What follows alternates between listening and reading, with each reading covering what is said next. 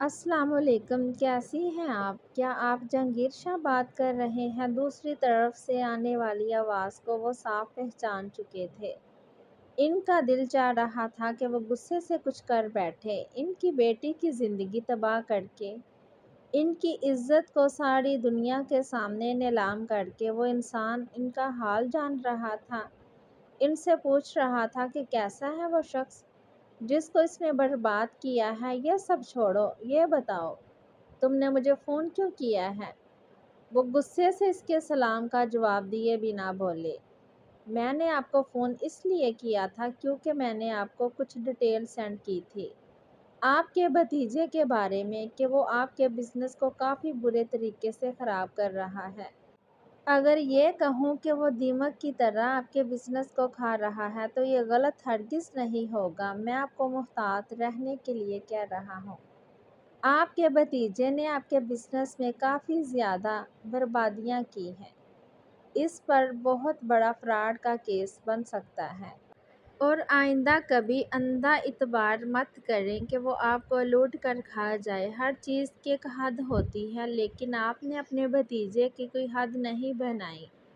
آپ چیک کریں، میں نے آپ کو بزنس میں ہونے والے تمام تر حساب کو آپ کے سامنے رکھا ہے۔ لیکن یہ ساری باتیں میرے لیے اہمیت نہیں رکھتی۔ میرے لیے اہمیت یہ بات ہے کہ وہ آپ پر ایک حملہ کرنے والا ہے جس میں آپ کو جانی نقصان تو نہیں ہوگا، لیکن اتنا نقصان ضرور ہوگا کہ آپ اس کے محتاج ہو جائیں، اپنے ہاتھ سے کچھ بھی نہ کر سکیں۔ اس کا محتاج ہونے سے بہتر ہے کہ آپ سب جان جائیں، اور داماد ہونے کے ناطے میرا فرض بنتا ہے کہ میں آپ تک یہ خبر پہنچاؤں۔ میں اپنی بیوی سے بہت محبت کرتا ہوں۔ میں نہیں چاہتا کہ اس سے جڑے رشتوں کو کوئی تکلیف ہو۔ وہ فون بند کر چکا تھا جبکہ ان کا غصے سے برا حال تھا۔ وہ جان چکے تھے کہ اسجد نے بزنس میں کافی زیادہ گڑبڑ کی تھی، لیکن پھر بھی وہ اس بات پر یقین نہیں کر سکتے تھے کہ اسجد اس طرح کا کوئی قدم اٹھائے گا۔ پہلے تو وہ اس رپورٹ پر ہی یقین نہیں کرنا چاہتے تھے۔ وہ ان پیپرز پر یقین نہیں کرنا چاہتے تھے جو شخص نے اسے بھیجے تھے، لیکن پھر وہ یہ بھی سوچ رہے تھے کہ بھلا اس کو کیا فائدہ تھا ان تک یہ سب کچھ پہنچانے کا۔ کہیں نہ کچھ گڑبڑ تو ضرور تھی، لیکن پھر بھی وہ اس بات پر کسی طرح تماشا نہیں لگا سکتے تھے۔ کیا وہ انہیں بیوقوف سمجھتا تھا؟ اسے کیا لگتا تھا کہ وہ جو کہے گا وہ مان لیں گے؟ اس نے ایسا سوچا بھی کیسے تھا کہ ان کے بیٹے جیسا بھتیجا کبھی ان کی جان لینے کی کوشش کر سکتا ہے؟ وہ اسے اپنی اولاد سے بڑھ کر چاہتے تھے۔ وہ کبھی سوچ بھی نہیں سکتے تھے کہ ان کے ساتھ وہ ایسا کر سکتا ہے، اور ان کا کہنا تھا کہ ان کے بزنس میں گڑبڑ کرنے والا بھی وہی ہے، اور ایشان کے نکاح والی بات میڈیا میں لانے والا بھی وہی ہے، اور تو اور وہ اب ان پر جان لیوا حملہ کرنے والا ہے۔ اس کے پیچھے وجہ یہ ہے کہ وہ ان کی دولت چاہتا ہے، جبکہ وہ بہت اچھی طرح سے جانتے تھے کہ اسجد کو ان کی دولت سے کوئی مطلب نہیں۔ کچھ دن پہلے ایک میسج کی وجہ سے انہوں نے اپنے اور تمام بینک اکاؤنٹ بلاک کروا دیے تھے، اور اسی کی بات مان کر انہوں نے ایسا ہی کیا۔ اور آج یہ شخص انہیں فون کر کے اسجد کے بارے میں ایسی بکواس کر رہا تھا، اور اسے یہ لگتا تھا کہ وہ اس پر اعتبار کریں گے؟ کبھی نہیں۔ اپنے اسجد پر خود سے زیادہ بھروسہ تھا۔ انہیں یقین تھا کہ وہ ایسا کبھی نہیں کر سکتا۔ وہ ان کے بیٹے جیسا تھا۔ انہوں نے اپنی بیٹی سے بڑھ کر اسے محبت دی تھی۔ وہ یقین سے کہہ سکتے تھے وہ کبھی بھی ان کے ساتھ ایسا نہیں کر سکتا تھا۔ یہ سب کچھ انہیں ایک چال محسوس ہو رہی تھی۔ وہ اس بات سے انکار نہیں کر سکتے تھے کہ اسجد نے غلط کیا تھا، لیکن ذلاور شاہ انہیں اسجد سے بدگمان کر رہا تھا۔ یہ سب کچھ ذلاور شاہ کروا رہا تھا۔ لیکن کیوں؟ وہ سمجھ نہیں پا رہے تھے۔ اس کا جواب تو شاید اب اسجد ہی دے سکتا تھا۔ اسی لیے وہ گاڑی کا رخ اپنے آفس کی جانب کرنے کی بجائے اسجد کے ہسپتال کی جانب کر چکے تھے۔ وہ کار ڈرائیو کر رہے تھے جب ان کے واٹس ایپ پر ایک میسج ریسیو ہوا۔ انہوں نے میسج کھولا تو وہ کوئی کال ریکارڈنگ تھی اور ساتھ میں اسجد کی ڈاکٹری کی ڈگری، جسے دیکھ کر یقین کر پانا ناممکن تھا۔ انہوں نے زیادہ وقت نہ لگاتے ہوئے وہ کال ریکارڈنگ آن کر دی۔ اس کال ریکارڈنگ میں اسجد کی ہی آواز سنائی دی تھی، جس میں کسی کو کہہ رہا تھا کہ آج میرے چچا دوپہر میں گاڑی لے کر نکلیں گے گھر کے لیے، تو تم ان کا ایکسیڈنٹ کر دینا، جان نہیں جانی چاہیے، لیکن نقصان اتنا زیادہ ہو کہ وہ اپنے سہارے اٹھ کر کھڑے نہ ہو سکیں۔ میرے علاوہ انہیں سہارا دینے والا اور کوئی نہیں ہونا چاہیے۔ یاد رکھنا، یہ آواز اسجد کی تھی اور وہ کس سے بات کر رہا تھا وہ نہیں جانتے تھے، لیکن ان کا جان سے پیارا بھتیجا ان کے ساتھ ایسا کیوں کر رہا تھا؟ کیا دلاور شاہ سچ بول رہا تھا کہ کیا سچ میں وہ ان کے ساتھ یہ سب کچھ کرنے کے بارے میں سوچ رہا تھا؟ کیا آسیہ بھابی بھی اس کے ساتھ ملی ہوئی تھی؟ وہ سوچ ہی رہے تھے کہ اچانک تیزی سے آگے بڑھتے ہوئے ایک ٹرک نے ان کی گاڑی کو کچل ڈالا۔ انہیں سمجھنے کا موقع بھی نہیں ملا تھا کہ جس نے ان کے ساتھ اتنا بڑا دھوکہ کیا تھا وہ ان کا بھتیجا تھا۔ اپنی بیٹی سے زیادہ وہ اسے محبت دیتے رہے۔ یہ کہا جائے کہ وہ اپنے ہی گھر میں سانپ کر پالتے رہے تو غلط نہیں ہوگا۔ ٹرک ایک بار پھر سے ان کی طرف بڑھ رہا تھا، لیکن اس سے پہلے کہ وہ ایک بار پھر سے ان کا ایکسیڈنٹ کرتا، تیزی سے گاڑیاں ٹرک کے آگے پیچھے مڑ گئیں۔ ان کو دیکھتے ہی لوگ ٹرک والے کو اپنی گرفت میں لے چکے تھے، لیکن تب تک وہ اپنے ہوش و حواس سے بیگانہ ہو چکے تھے۔ بھتیجے کا اصل چہرہ ان کے لیے ناقابل برداشت تھا۔ ماما ماما دیکھیں، ٹیچر نے آج اسٹار دیا ہے اور کہا میں لائق والا اچھا اسٹوڈنٹ ہوں۔ اپنی ساری کتابیں بیڈ پر پھیلائے وہ بار بار اسے مخاطب کر رہا تھا۔ وہ خاموشی سے ایک ہی چیز پر نظریں جمائے بیٹھی تھی۔ 5 سال گزر چکے تھے، لیکن ایسا لگتا تھا جیسے کل کی بات ہو۔ وہ ہر روز فاطمہ کی قبر پر جاتی تھی اور اپنے بیٹے کے ساتھ اس کا آج بھی ویسا ہی رویہ تھا، اسے جیسے اس سے کوئی مطلب ہی نہیں تھا، لیکن اس چھوٹی سی جان کو اپنی ماں سے مطلب تھے۔ وہ آج بھی روز کی طرح اپنی ساری کتابیں اس کے سامنے کھولے اسے اپنی طرف متوجہ کرنے کی ناکام کوشش کر رہا تھا، اور آج بھی وہ پتھر بنی ویسی ہی بیٹھی تھی۔ وہ ایک سرد رات تھی، دلاور کی 8ویں سالگرہ منائیں گی، اور آج بھی وہ اپنی ماں کی امید بھری نظروں سے دیکھتا رہا کہ شاید وہ بھی باقی کی طرح آج اس سے پیار کرے گی، لیکن وہ نا امید ہی رہا۔ السلام علیکم، آپ نے بلایا مجھے؟ وہ ان کے دروازے پر دستک دیتی ان سے مخاطب ہوئی تھی۔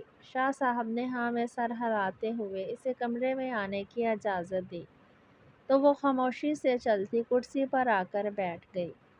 آخر کب تک یہ سب کچھ کرنا ہے تم نے؟ مجھے سمجھ میں نہیں آتا۔ تمہیں کس چیز کی کمی ہے؟ تمہیں ہر چیز ملی ہے، تم جیسی چاہتی تھی ویسی زندگی گزار رہی ہو۔ اللہ نے تمہیں صاحب اولاد کیا ہے، چاند سا بیٹا دیا ہے، کیوں کر رہی ہو اس کے ساتھ ایسا سلوک؟ وہ معصوم مجھ سے شکایت کرتا ہے کہ جان میری ماں سے کہیں کہ وہ مجھ سے بات کرے۔ وہ مجھ سے بات کیوں نہیں کرتی؟ وہ اپنا درد اس کے سامنے رکھنے لگے تو اس کے چہرے پر تلخ مسکراہٹ آ گئی۔ 8 سال کا ننھا سا وجود ہر روز ان کے سامنے سسکتا تھا۔ آپ کو تو خوش ہونا چاہیے، میرا وجود آپ کے پوتے سے دور ہے۔ ویسے بھی تو آپ مجھے پسند نہیں کرتے نا؟ وہ انہیں دیکھتے ہوئے بولی۔ ہاں میں چاہتا ہوں کہ تم میرے پوتے سے دور رہو، میرے بیٹے سے دور ہو جاؤ، لیکن آپ اپنے بیٹے سے کہیں کہ وہ مجھے آزاد کر دے، میں یہاں سے ہمیشہ کے لیے چلی جاؤں گی۔ وہ انہیں دیکھتے ہوئے ان کی بات کاٹ کر بولی۔ تم جانتی ہو وہ ایسا کبھی نہیں کرے گا اور تمہارے پیار میں پاگل ہے۔ وہ کبھی بھی تمہیں نہیں چھوڑے گا، چاہے کچھ بھی ہو جائے۔ میں اس کی دوسری شادی کر دینا چاہتا ہوں تاکہ وہ اپنی زندگی میں خوش رہے۔ 10 سال سے تمہارے ساتھ صرف اذیتوں کے علاوہ اور کچھ نہیں ملا میرے بیٹے کو۔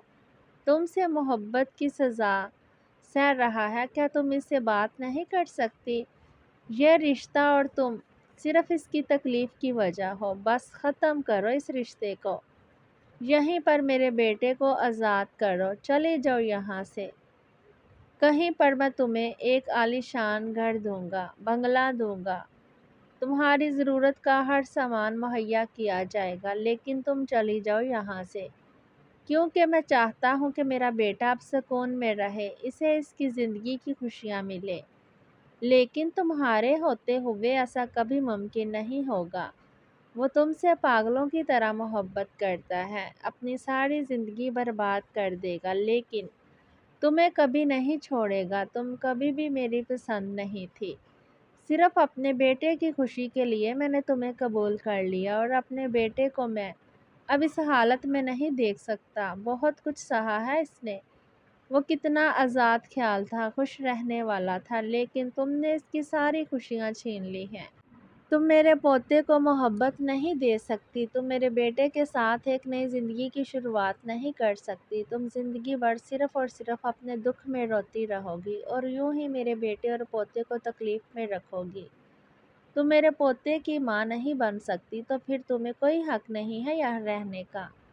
अगर तुम मेरे बेटे की सुकून की वजह नहीं बन सकती, चले जाओ यहाँ से। मैं अब तुम्हें बर्दाश्त नहीं करूँगा। मेरा बेटा कभी तुम्हें छोड़ने के लिए राज़ी नहीं होगा, इसीलिए बेहतर है कि तुम इस घर से गायब हो जाओ। मैं तुम्हें इतनी दौलत दूंगा कि तुम सारी ज़िंदगी से संभाल नहीं पाओगी। बस मेरे बेटे की ज़िंदगी से निकल जाओ। वो सामने बैठी लड़की से इसकी खुशियों का सौदा कर रहे हैं, लेकिन वो तो खुद एक लाश की ज़िंदगी गुजार रही थी। मज़ीद कब तक इसे ये ज़िंदगी गुजारनी थी वो नहीं जानती थी, लेकिन वो जानती थी कि वो अपने शौहर और बेटे की तकलीफ़ की वजह से फ़ातिमा को बुला नहीं सकती थी, और ना ही अपनी बेटी के कातिल को कभी माफ़ कर सकती थी। 10 साल से अज़ियत से भरपूर ज़िंदगी गुजार रही थी। बेहतर था कि वो ज़िंदगी को ही ख़त्म करके चली जाए यहाँ से। वो अपनी वजह से न जाने कितने लोगों को तकलीफ़ दे रही थी। आपकी दौलत, आपका पैसा, आपको मुबारक। शाह साहब, मुझे कुछ नहीं चाहिए, बल्कि आपकी दौलत पर थूकना भी मैं गवारा नहीं करती। आप चाहते हैं कि मैं आपके बेटे की ज़िंदगी से निकल जाऊं? तो मुबारक हो, आज से आपका बेटा आज़ाद है। मैं चली जाऊंगी यहाँ से हमेशा के लिए।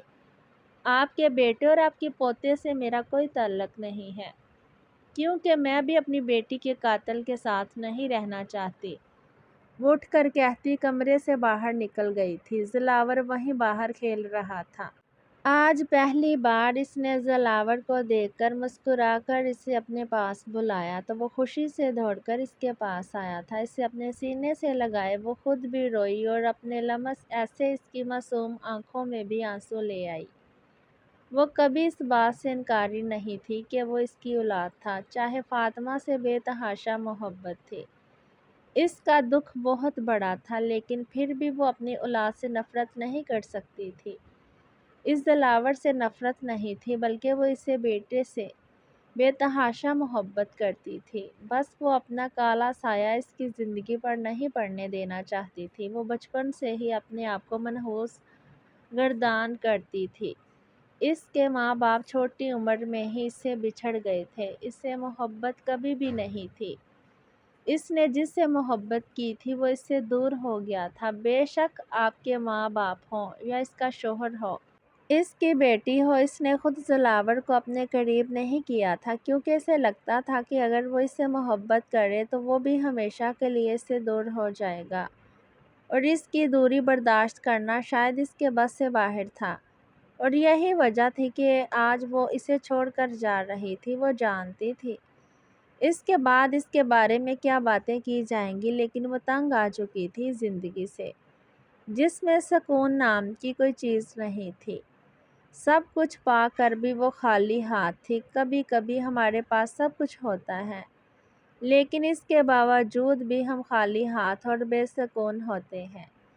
वो शाम को घर वापस आया तो इसे ब्लैक खूबसूरत साड़ी में आईने के सामने खड़े देखकर जैसे वो अपने होश ही खो बैठा।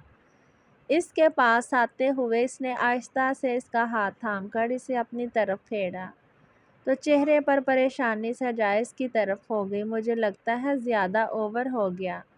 यह साड़ी मुझे मामा ने दी है, लेकिन मुझे नहीं लगता कि मुझे इसमें ठीक से चल भी सकूंगी, और वहाँ तो मेरे टीचर भी होंगे। کتنا عجیب لگے گا نا؟ وہ ایک نظر ساڑی کو دیکھتے سے کہہ رہی تھی، بہت خوبصورت لگ رہی ہو، اور وہ تمہاری ماما نہیں ہے اور نہ ہی میرا ان سے کوئی تعلق ہے، اور آنٹی کہہ کر پکارا کرو، بلکہ انہیں پکارنے کی ضرورت ہی نہیں ہے، ان سے دور ہی رہو تو بہتر ہے، ان کے ساتھ ہمارا کوئی لینا دینا نہیں ہے، یاد رکھنا۔ وہ سخت لہجے میں گویا ہوا تو وہ اسے دیکھ کر رہ گئی۔ اس کا اتنا غصہ کرنا اسے سمجھ نہیں آیا تھا، اور وہ اس کی ماں تھی۔ وہ اپنی ماں کے بارے میں اس طرح کیسے بول سکتا تھا؟ وہ اس کی سگی ماں نہ تھی، یہ تو وہ جانتی تھی، لیکن پھر بھی وہ ایک عورت تھی، اس کے باپ کی بیوی تھی، وہ ان کی عزت بھی تو کر سکتا تھا۔ صرف ایشان کے لیے وہ اس سے جڑی ہر چیز پر نظر رکھے ہوئے تھا۔ اس کے بابا کا حال بہت اچھے طریقے سے جانتا تھا، وہ ایک بیمار انسان تھے، ان کی طبیعت بھی خراب ہو سکتی تھی، ایسے میں بھی اپنا فرض سمجھتا تھا کہ ان کا خیال رکھے، اور ویسے بھی وہ اسے بہت عزیز تھے۔ محبت کرنے والا اپنے رشتے کو نہ سہی لیکن اپنے محبت سے جڑے ہر رشتے کو بہت اہمیت دیتا ہے۔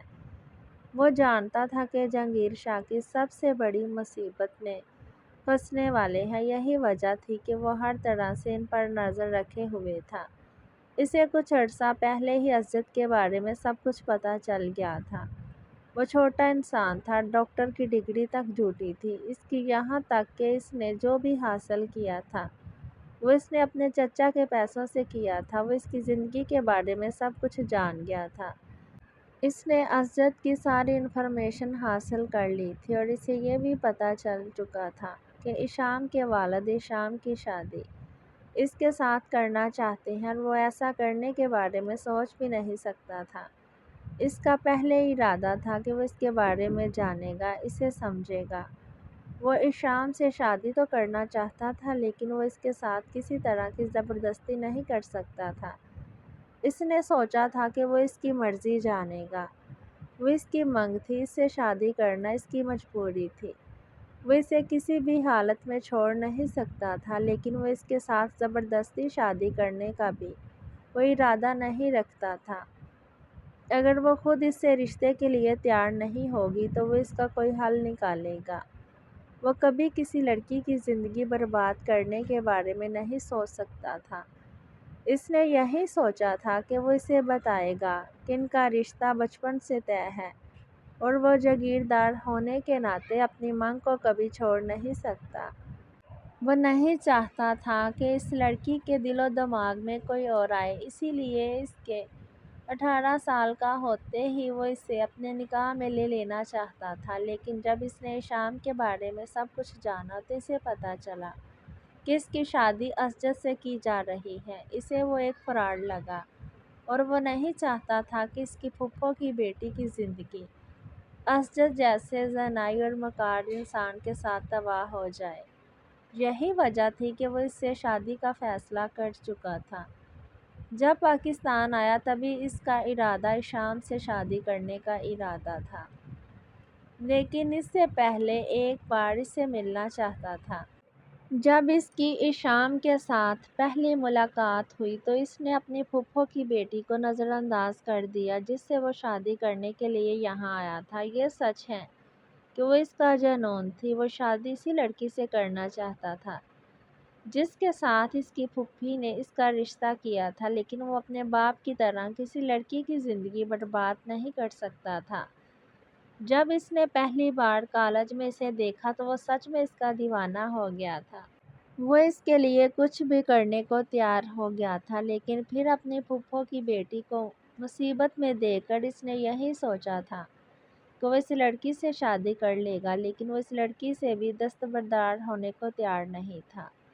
تو اس نے یہی سوچا تھا کہ وہ بعد میں اپنی مرضی سے اس لڑکی سے شادی کر لے گا، لیکن فی الحال اسے اپنی پھوپھو کی بیٹی کی زندگی برباد ہونے سے بچانی تھی۔ یہ اس کے وہم و گمان میں بھی نہ تھا کہ جس لڑکی سے وہ محبت کر بیٹھا ہے وہ لڑکی اس کی پھوپھو کی بیٹی ہوگی۔ اس کا ارادہ ایشان سے نکاح کرنے کا ہرگز نہیں تھا، وہ تو بس اسجد کی حقیقت سب کے سامنے لانا چاہتا تھا۔ لیکن وہ مصیبت میں تھی اور پھر وہاں پر اپنی محبت کو دیکھ کر وہ یہ قدم اٹھانے پر مجبور ہو گیا۔ وہ اسے تو ہمیشہ کے لیے اپنے ساتھ لے آیا تھا، لیکن وہ اس کے باپ کو بھی دکھاوے کے رشتے نہیں جینے دے سکتا تھا۔ اسی لیے اس نے فیصلہ کیا تھا کہ وہ کسی بھی طرح اسجد کی حقیقت کو سب کے سامنے لے آئے گا۔ اس نے اسجد کو ایک دو بار نہیں بلکہ بہت بار فون کیا تھا۔ جب اس نے اسے پہلی بار فون کیا تھا تبھی اسے پتہ چلا تھا کہ وہ اپنے چچا کے ساتھ کچھ بہت بڑا کرنے والا ہے۔ وہ اس سے ملنے جانا چاہتا تھا، لیکن اس وقت وہ امریکہ روانہ ہونے کے بارے میں سوچ رہا تھا۔ اسی لیے اسے فون کرنا مناسب سمجھا تھا۔ باز آ جاؤ اسجد ندیم، ورنہ تمہارے ساتھ بہت برا ہوگا۔ ایک بات کان کھول کر سن لو تم، یہ مت سوچنا کہ تمہارے بارے میں کچھ نہیں جانتا۔ مجھے تمہارے بارے میں ساری انفارمیشن حاصل ہے۔ میں کبھی بھی تمہاری حقیقت کو تمہارے چاچو کے سامنے رکھ سکتا ہوں۔ اگر رشتہ بچانا چاہتے ہو تو باز آ جاؤ، تمہارے حق میں بہتر ہوگا۔ جاگیردار دلاور شاہ، تمہیں لگتا ہے میں تمہاری دھمکیوں سے ڈر جاؤں گا؟ تو ایسا کچھ بھی نہیں ہونے والا۔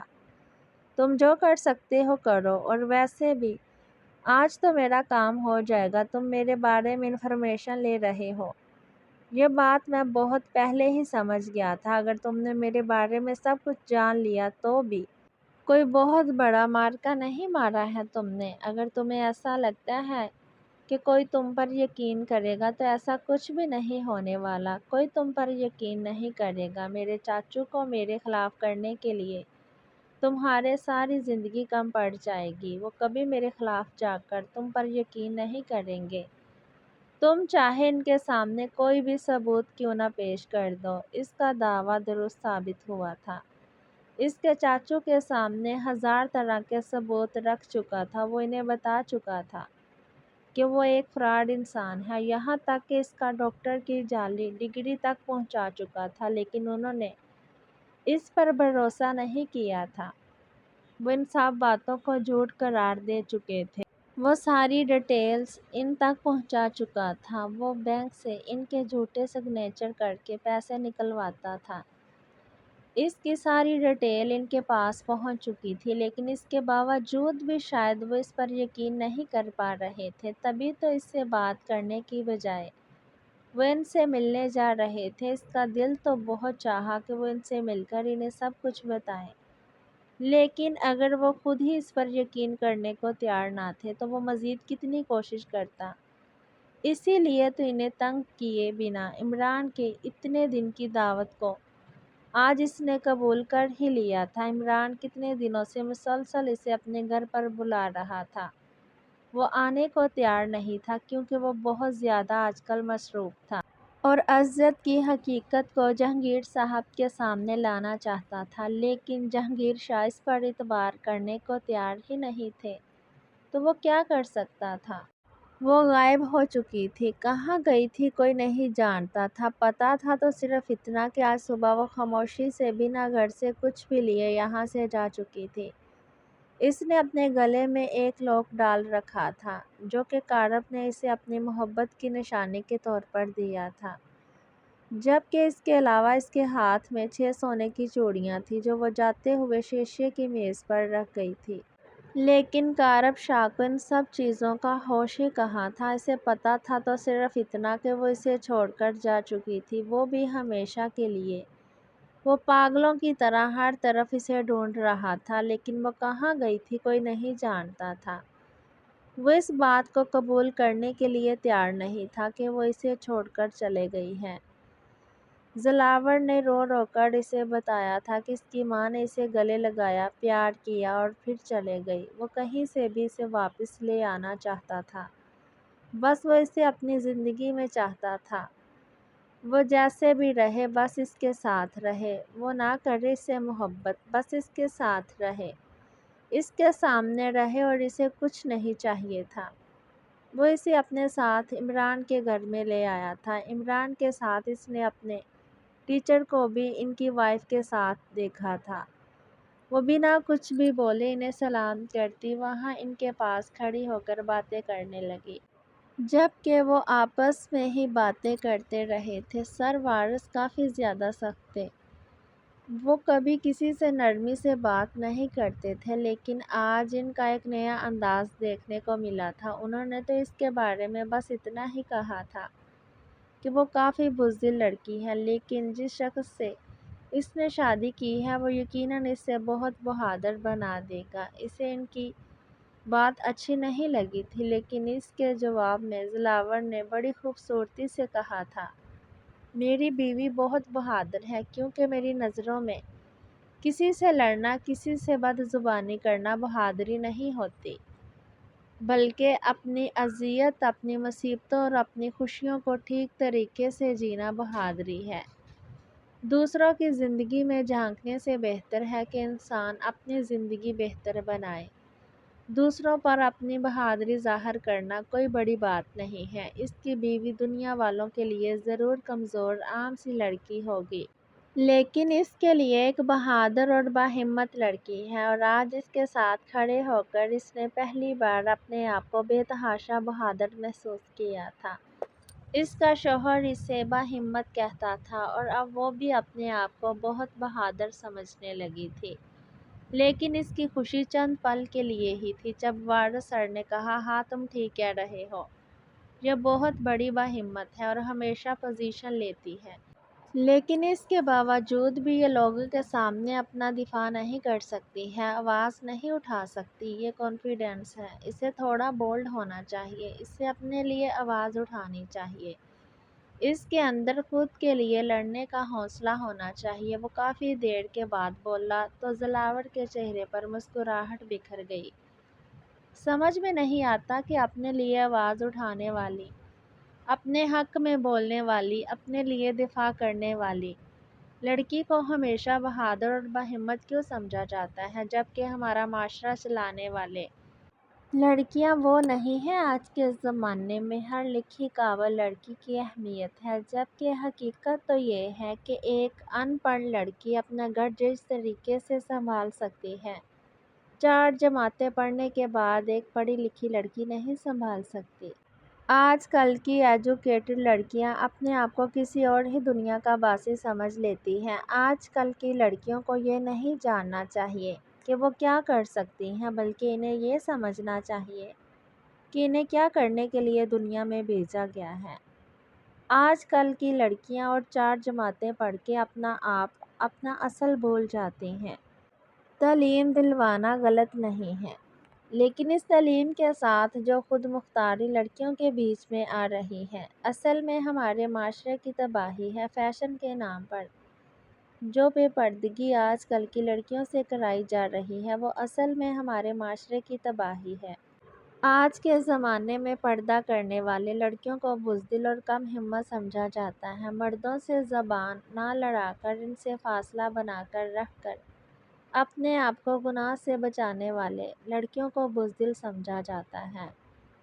مارچ کے روز ہاتھوں میں بینر لے کر اپنے لیے آواز اٹھانے والوں کی عزت ہمارے معاشرے میں کتنی ہے، ہم بہت اچھے طریقے سے جانتے ہیں۔ وہ اپنے آپ کو پڑھی لکھی، باہمت اور بولڈ لڑکیاں کہتی ہیں، لیکن حقیقت تو یہ ہے کہ وہ ناکام ہیں۔ نہ تو اپنا گھر بسا سکی ہیں اور نہ ہی زندگی میں کچھ حاصل کر پائی ہیں۔ اگر انہیں یہ لگتا ہے کہ انہوں نے پڑھائی اس لیے کی ہے تاکہ وہ مردوں کے شانہ بشانہ کھڑے ہو سکیں، تو یہ ان کی غلط فہمی ہے۔ عورتوں کو یہ لگتا ہے کہ وہ مردوں کے برابر ہیں، تو وہ غلط ہے، کیونکہ حقیقت تو یہ ہے کہ عورت کا مقام و مرتبہ مردوں سے کہیں زیادہ ہے۔ اگر وہ اس بات کو سمجھیں تو عقل کریں، سبق حاصل کریں، اس چیز کو سمجھیں، مرد عورت کسی زمانے میں برابر نہیں ہے۔ اللہ نے عورت کو مرد سے بہتر بنایا ہے۔ اللہ نے عورت کو نفس کا پجاری نہیں بنایا۔ اللہ نے عورت کو مرد سے زیادہ سمجھ دی ہے۔ اللہ نے عورت کو مرد سے زیادہ جذبات دیے ہیں۔ اللہ نے دنیا میں عورت کا مقام جنت میں بیان کر دیا، لیکن پھر بھی وہ مردوں کا مقابلہ کرتی ہیں، ان کے برابر آنے کی کوشش کرتی ہیں، اپنا مقام نیچے لے کر آتی ہیں۔ تم ایسی عورتوں کو بولڈ اور باہمت کہتے ہوگے، لیکن میری نظر میں اس کی کوئی وقت نہیں ہے۔ میری نظر میں میرے ساتھ کھڑی لڑکی میری محبت نہیں، میرے آنے والی نسلوں کی امین ہے۔ میں جانتا ہوں کہ یہ مجھے کبھی رسوا نہیں کرے گی۔ میں جس مقام پر بھی کھڑا ہوں گا یہ میرے ساتھ ہوگی، اور اسے اپنے لیے مقابلہ کرنے کی ضرورت نہیں، کیونکہ اللہ نے مجھے اس کا محافظ بنایا ہے۔ میں اس کے لیے لڑوں گا، میں اس کا مقابلہ کروں گا، اسے اپنے لیے آواز اٹھانے کی کبھی ضرورت نہیں پڑے گی، کیونکہ اس کے لیے آواز اٹھانے والا میں ہوں۔ کسی مقام پر تنہا نہیں چھوڑوں گا، کیونکہ میں نے آج تک اپنے لیے آواز اٹھانے والی سب عورتوں کو تنہا ہی دیکھا ہے۔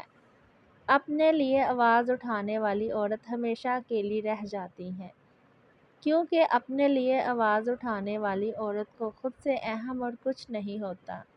لیکن ہمارے دین میں عورت کو محبت کہا گیا ہے، اور جو عورت دوسروں سے محبت کرتی ہے اسے اپنے لیے آواز اٹھانے کی ضرورت نہیں پڑتی، کیونکہ اس کی محبت اس کی آواز بن جاتی ہے۔ جیسی بولڈ اور باہمت لڑکیوں کی تم بات کر رہے ہو نا وارث، ایسی عورتوں کا کوئی ساتھ نہیں دیتا، اور تم نے اسے سمجھا ہی نہیں۔ نہ تو یہ بزدل ہے اور نہ ہی کمزور ہے، اور نہ ہی کسی سے کم ہے، بس وہ اپنا آپ ہر کسی پر ظاہر نہیں کرتی، کسی کے سامنے کھلنا پسند نہیں ہے اسے، وہ اپنے آپ کو اپنے محرم تک محدود رکھتی ہے۔ اس نے مسکرا کر بات مکمل کی تھی جبکہ وارث کا سر دوبارہ اٹھ نہ سکا۔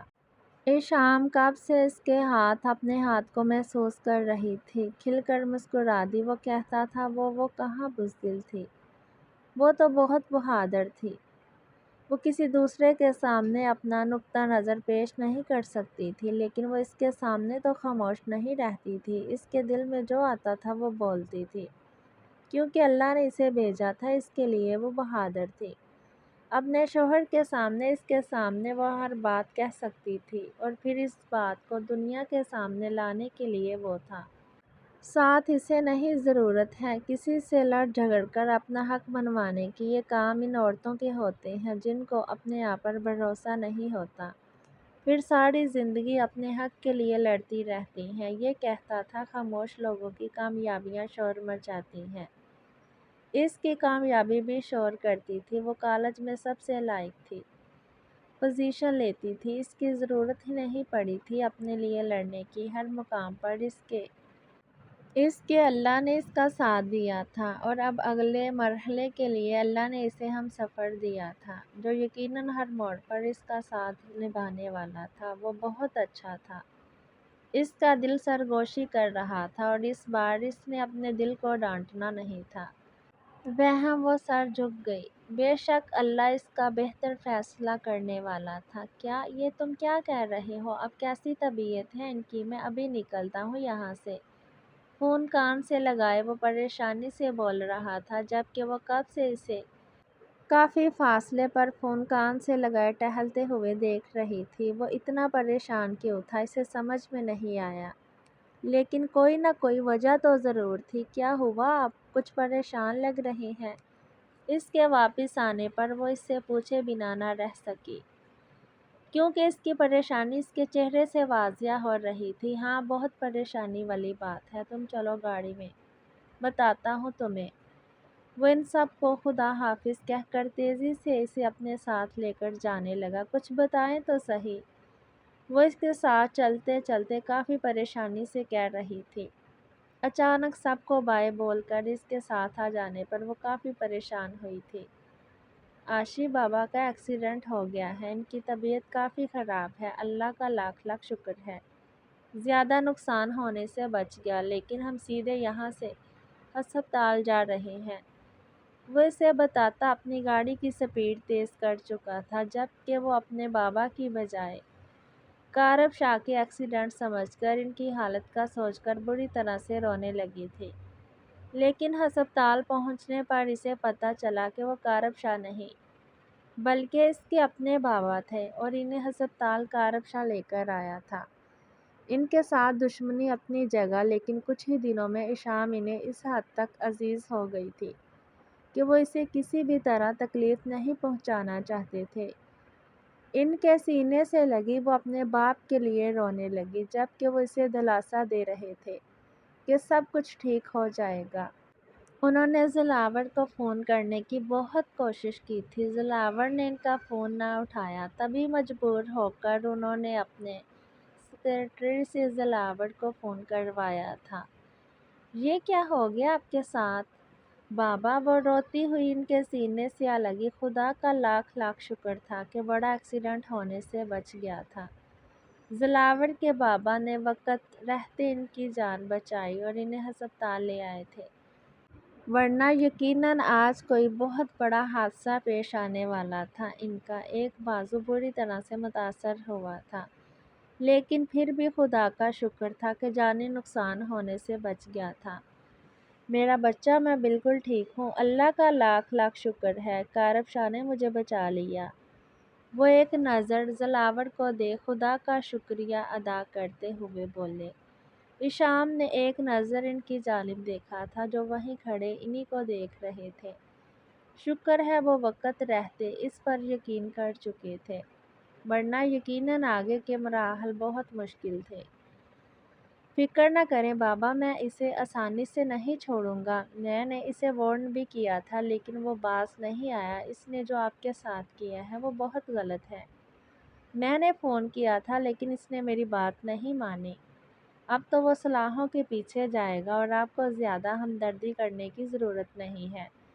وہ انہیں دیکھتے ہوئے بولا۔ اس کے بابا کہنے پر نہ جانے کیوں ان کے دل میں سکون سا اترا تھا، جبکہ کارب شاہ کے دل میں سناٹا سا ہو گیا تھا۔ یہ کس نے کیا ہے بابا کے ساتھ؟ میں اسے جان سے مار ڈالوں گی، ایشام اس کے سامنے کھڑی ہوتی ہوئی بولی۔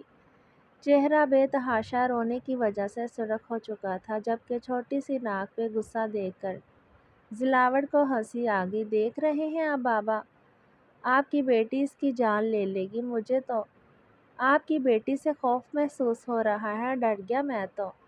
اسے ہرگز نہیں بتاؤں گا کہ آپ پر حملہ کس نے کروایا ہے۔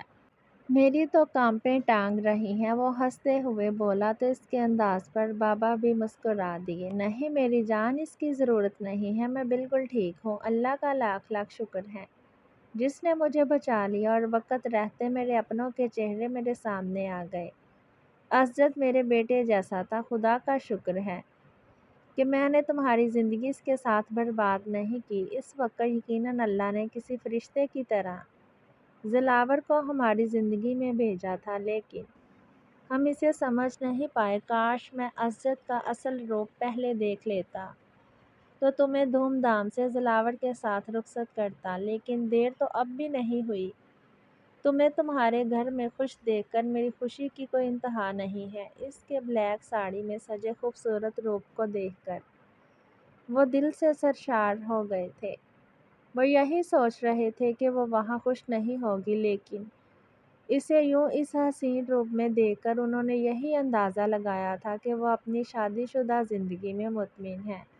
جبکہ بابا کے اس طرح سے خود کو دیکھنے پر وہ نگاہیں چرا گئی۔ وہ نہیں بتا سکتی تھی کہ اس کی شادی شدہ زندگی تو ابھی شروع بھی نہیں ہوئی، وہ نہ جانے اس کے ساتھ کتنی ناانصافیاں کر چکی ہے۔ تم بابا کے پاس ہی رکو اور تب تک میں ڈاکٹر سے مل کر آتا ہوں۔ وہ ایک نظر اسے دیکھتا اس کی شرمندگی کو سمجھ گیا تھا، اسی لیے اسے کہتا ہوا وہ کمرے سے باہر نکل گیا۔ جبکہ وہ اپنے بابا کے ساتھ بیٹھ گئی تھی۔ یقین کرنا بہت مشکل ہے، لیکن اس کے بابا کو اس حال میں پہنچانے والے ان کے اپنے ہی تھے۔ میں آپ کے پاس ہی رہوں گی، کہیں نہیں جاؤں گی، وہ ان کے سینے سے لگی روتے ہوئے بولی تھی، جبکہ اسے اپنے سینے سے لگائے وہ بھی نہ جانے کتنے دنوں کی پیاس بجھا رہے تھے۔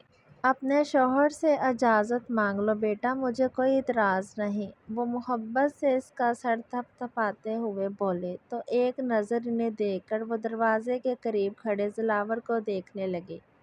مجھے کیا اعتراض ہو سکتا ہے بابا، لیکن میرے خیال میں اس کا یہاں بہتر نہیں، میں آپ کے پاس رک جاتا ہوں۔ وہ ان کا ہاتھ تھامتے ہوئے ان کے پاس بیٹھ کر کہنے لگا، تم ٹھیک کہہ رہے ہو، تمہیں میرے پاس رکنا چاہیے۔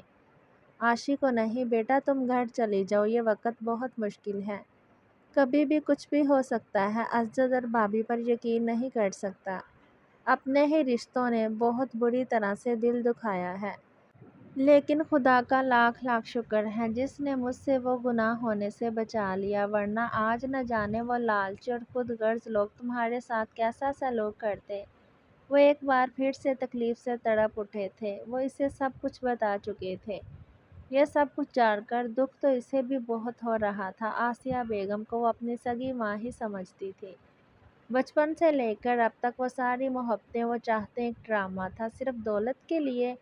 یہ جان کر اسے بہت تکلیف ہوئی تھی۔ وہ تو یہ سمجھ رہی تھی کہ اس کی آسیہ ماں اس سے بے حد محبت کرتی ہے۔ یہی سوچ کر تو اس نے اسجد کے لیے شادی سے ہاں کیا تھا، ورنہ وہ اس سے کبھی بھی شادی نہیں کرنا چاہتی تھی۔ وہ اسے اپنا بھائی سمجھتی تھی۔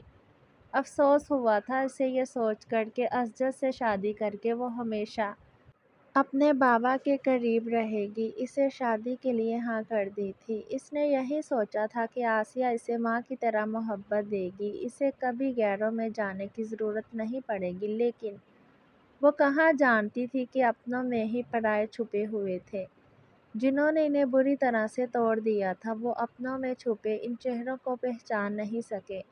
اتنے سالوں سے وہ لوگ انہیں دھوکہ دیتے رہے۔ اس کے بابا کا اچھا خاصا نقصان ہوا تھا، لیکن بابا کو اس نقصان سے زیادہ اپنے رشتے کو جاننے کا درد تھا۔